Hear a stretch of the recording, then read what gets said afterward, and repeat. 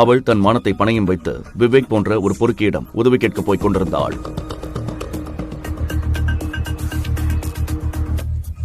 சரி சிதம்பரங்கள், எனக்கு சம்மதம். ஆனா எனக்கு 1 வருஷம் டைம் வேணும். நானே ஷர்மிளாவை விட்டுடுறேன். அதுக்கப்புறம் தாத்தா சொல்ற பொண்ணையே கட்டிக்கிறேன். 4 வருஷம் காத்திருந்தோம். நாங்க என்ன 1 வருஷம் காத்திருக்க மாட்டோமா? பெரிய இதை கேட்டா ரொம்ப சந்தோஷப்படுவாரு. ஆனா எனக்கு ஒரு கண்டிஷன் இருக்கு. இந்த 30 லட்சத்தோட எனக்கு இன்னொன்னு வேணும். எனக்கு எஸ்பி குரூப் வேணும். எஸ்பி குரூப்பா? எதுக்கு தம்பி? அதெல்லாம் அப்புறம் சொல்றேன். தீபக் தம்பி, நீங்க இப்பவே சொல்லணும். ஏன்னா இந்த சிதம்பரம் இப்போ எஸ்பி குரூப்ஸ் ஆபீஸ் வாசல்ல தான் நிக்கிறேன். என்ன, நீங்க எஸ்பி குரூப்ஸ் வெளியில இருக்கீங்களா? ஆமா சின்னையா, எனக்கு இங்க சின்ன வேலை இருக்கு. நீங்க இங்க வந்துருங்க. அதுக்குள்ள நான் கம்பெனியை வாங்குற வேலையை ஆரம்பிக்கிறேன். சரி சிதம்பரங்கள், நான் இப்பவே கிளம்பி வரேன். தீபக்கிற்கு சிதம்பரத்தின் செயல்படும் விதம் நன்றாக தெரியும். சிதம்பரம் வாக்கு தவறாதவர். அவருக்கு முன்னால் பெரிய பெரிய மனிதர்களும் வாயடைத்து போவார்கள். அங்கே கீதா ஷர்மிளாவை விவேக்கிடம் அனுப்ப வற்புறுத்திக் கொண்டிருந்தாள். தீபக் மனதிற்குள் சீக்கிரம் செக் வாங்கணும், அப்பதான் ஷர்மிளாவை அந்த விவேக் கிட்ட இருந்து காப்பாற்ற முடியும் என்று நினைத்தாள். தம்பி நில்லு நில்லு, சீக்கிரமா போங்க. தீபக்கை பார்த்ததும் சிதம்பரத்தின் கண்கள் கலங்கின.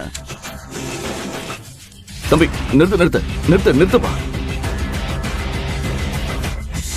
உலகம் அவனை கடந்த 4 ஆண்டுகளாக ஒரு சாதாரண ஆளாக நினைத்தாலும் அவன் நினைத்தால் எஸ்பி குரூப்ஸ் போன்ற 10 கம்பெனிகளை ஒரே நொடியில் வாங்கும் மாபெரும் சக்தி படைத்தவன் என்று சிதம்பரத்துக்கு மட்டுமே தெரியும்.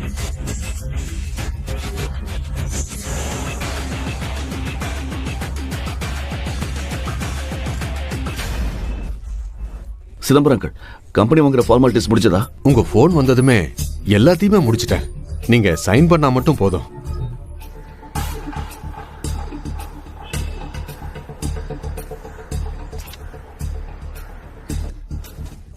குட்.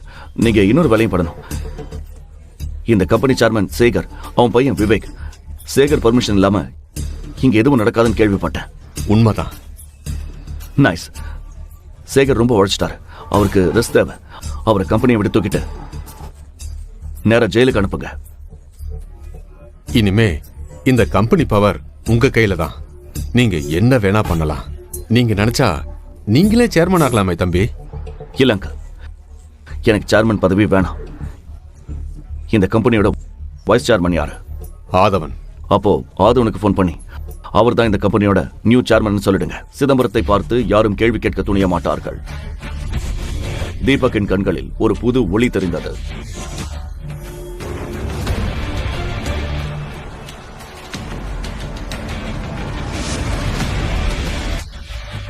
மறுபக்கம் ஷர்மிளாக்கு டென்ஷன் ஏறிக்கொண்டே இருந்தது. விவேக்கிடம் உதவி கேட்பதை தவிர அவளுக்கு வேறு வழி தெரியவில்லை.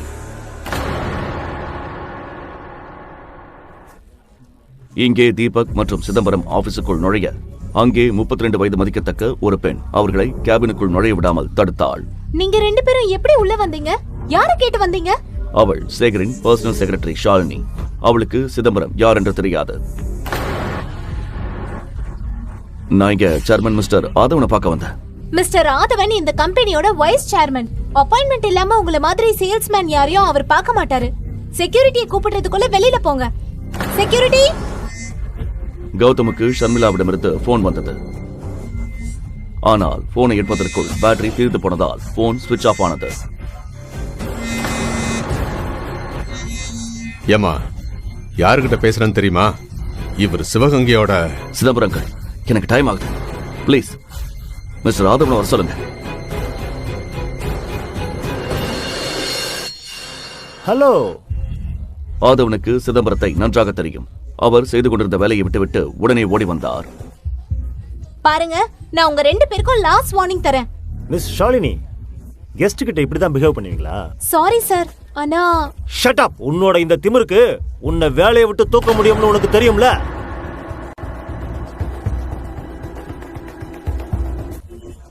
ஆபீஸில் இப்படி அவமானப்பட்ட ஷாலினி உடனே சேகருக்கு போன் செய்து நடந்ததை கூறினாள்.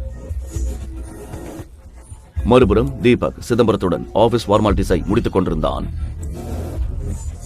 மணி 4 ஆகியிருந்தது. இன்னும் 2 மணி நேரம்தான் பாக்கி. கையெழுத்து போட்டுவிட்டு வெளியே வரும்போது வாசலில் ஒரு நபர் கோபத்துடன் நின்றிருந்தார். என்ன நடக்குதுங்க? ஆதவன், உனக்கு அவ்வளவு தைரியமா? நீயே சேர்மன் சொல்லிக்கிற? ஷாலினிய வேற வேலையை விட்டு தூக்கிட்ட? எவ்வளவு திமிரு உனக்கு? சொல்லுடா. மிஸ்டர் ஆதவனுக்கு அந்த அதிகாரத்தை நான் தான் கொடுத்தேன். இன்னிலிருந்து அவர் தான் இந்த கம்பெனி சேர்மன். அப்படியா? நீ யாருன்னு நான் தெரிஞ்சுக்கலாமா? ஏன் கம்பெனிக்குள்ள அத்துமீறி நுழைய உனக்கு எப்படி தைரியம் வந்துச்சு? சிவகங்கை சிதம்பரம். அந்த பெயரை கேட்டதும் சேகரின் காலடியில் பூமி நழுவியது.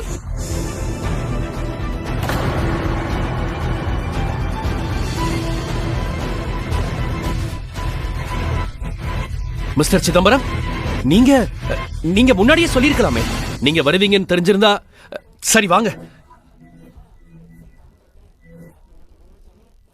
எதுவா இருந்தாலும் என் கேபின்ல போய் பேசிக்கலாம்.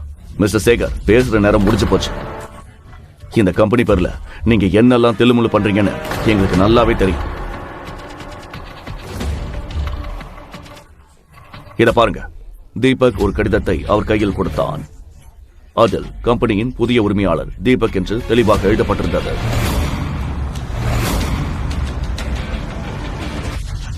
சிதம்பரம் அங்கிள், மிஸ்டர் ஆதவன் உங்ககிட்ட பேசணும், வாங்க. கேபினுக்குள் நுழைந்ததும் தீபக் கடிகாரத்தை பார்த்தான்.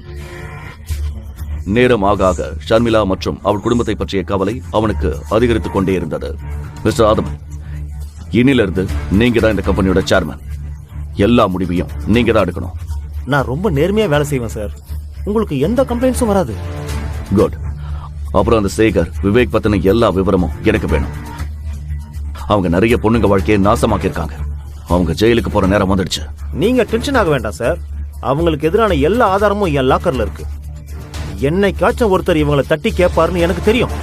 அந்த நாளுக்காகத்தான் நான் காத்துட்டு இருந்தேன் சார். இன்னைக்கே எல்லா ஆதாரத்தையும் உங்ககிட்ட தரேன். நைஸ். சிதம்பரம், என்னோட செக் கொடுங்க. தேங்க்யூ. சிதம்பரத்திற்கு வெளியே நின்றிருந்த பாடிகார்டிடமிருந்து போன் வந்தது. போனை எடுத்ததும் சிதம்பரம் அதிர்ச்சியுடன் தீபக்கை பார்த்தார். தீபக் எப்படி இந்த சிக்கலை தீர்க்கப் போகிறான்?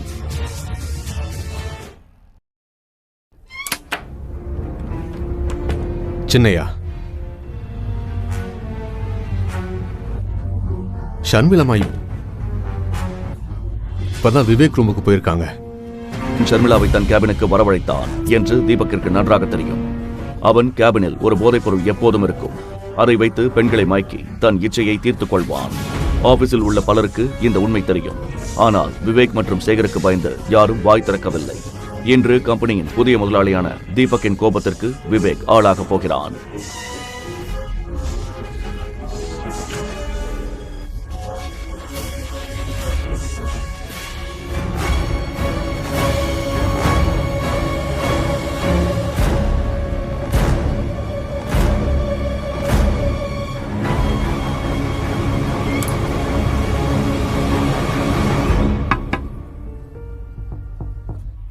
Come in. சிதம்பரம் சொன்னதை கேட்டதும் செக்கை வாங்கிக் கொண்டு தீபக் விவேக்கின் கேபினை நோக்கி விரைந்தான். நீங்க யாரும் போக வேண்டாம். சின்னையா அந்த விஷயத்தை அவரே பார்த்துப்பார். அப்புறம் சின்னையா யாருன்ற உண்மை யாருக்கும் தெரியக்கூடாது. இது ரகசியமாவே இருக்கணும். கண்டிப்பா Chidambaram sir. Sharmi, come. Sit.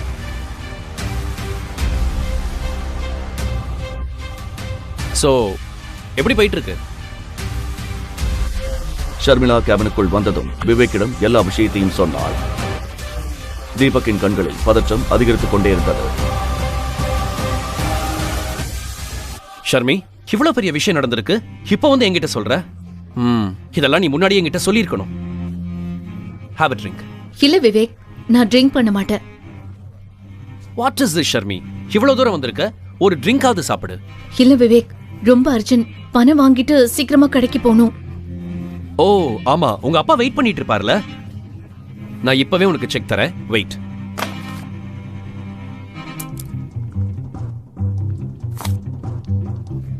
அப்புறம் நீ ட்ரிங்க் பண்ணலைன்னா எனக்கு வருத்தமா இருக்கும். தேங்க்ஸ் விவேக். ஆனா என்னால ட்ரிங்க் பண்ண முடியாது. நான் உன் பணத்தை எவ்வளவு சீக்கிரம் முடியுமோ அவ்வளவு சீக்கிரம் திருப்பி தந்துடுறேன். எனக்கு பணம் எல்லாம் ஒரு விஷயமே இல்ல. விவேக் மெல்ல ஷர்மிளாக்கு அருகில் வந்தான். அவன் கண்களில் வஞ்சக எண்ணம் தெளிவாக தெரிந்தது. யூனோ ஷர்மி, உங்க அப்பாவை இன்னைக்கு ஜெயிலுக்கு போறதுல இருந்து யாராலையும் காப்பாற்ற முடியாது accept me. Come on, just one drink குடிச்சிட்டு செக்க வாங்கி போய்கிட்டே இரு. இதுல யோசிக்க என்ன இருக்கு?